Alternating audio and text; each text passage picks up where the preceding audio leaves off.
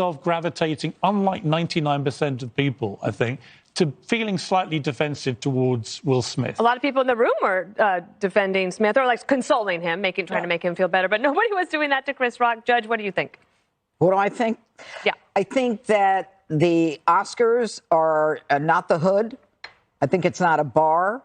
I don't think you march up on stage because a guy makes a joke of your wife, which honestly I think is complimentary. She could do G.I. Jane too. She's good. Jada Smith she's got a fabulous body and she's beautiful, as was Demi Moore in that film. But aside from all that, in the middle of an event where people are going to get awards in their chosen profession, that this guy takes it upon himself to disrupt the event, to go up on stage, to commit violence on stage, then come back and curse out. So we can't even put on television what he says because he feels slighted about a joke, which most people, and by the way, if that's a standard, I should go to Saturday Night Live and really go crazy over there.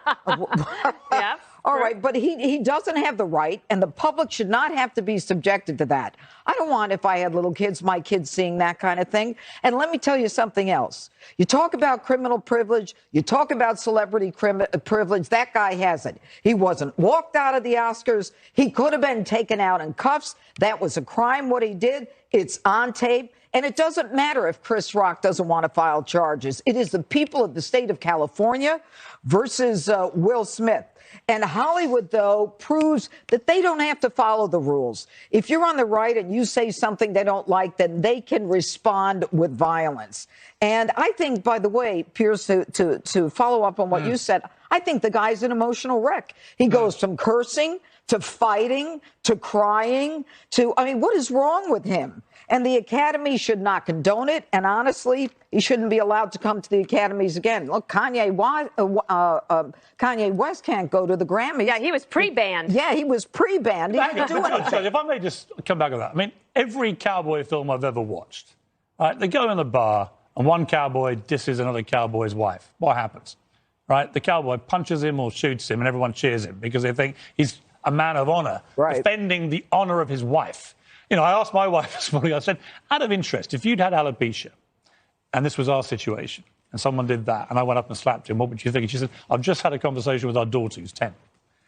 And she said, you know, I'm afraid Dada would have done the same thing.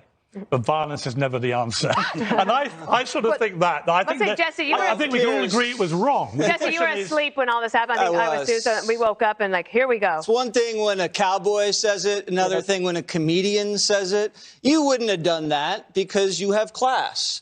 Or at least you sound like you do because you have a British accent. Don't be too hasty. Don't be misled by the accent. The first time I've ever seen the media cover black-on-black crime, so I'm actually quite surprised by this. If Mel Gibson had done this, can you believe Nancy Pelosi would be kneeling in the Capitol right now? He would have been the only guy not being allowed out on bail in L.A. County. Come on. He would have been allowed to go up on stage later and accept an award. Are you crazy?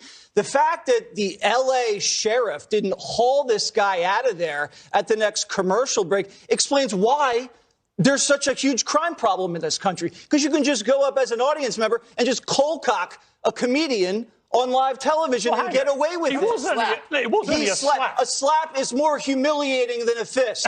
You know it as a man, and I know it as a man. And I respect the fact that Chris Rock didn't press charges. It's not a good look when other men charge other men for hitting them. I'm not saying I wouldn't do that, but Chris Rock does have a good chin, and I respect that. But I think you were right about one thing. Not a lot of the other stuff, but the one thing. They have this open marriage situation, so this might have been a deep-seated issue that had boiled up to the surface, which would have explained why he came out and did this. But come on. We don't live in the Middle Ages. You can't have people just go up there and slap someone that tells a joke. And it explains why liberals have no sense of humor. Ricky Gervais has to be thinking to himself, oh, my God, how did I not get slapped? Well,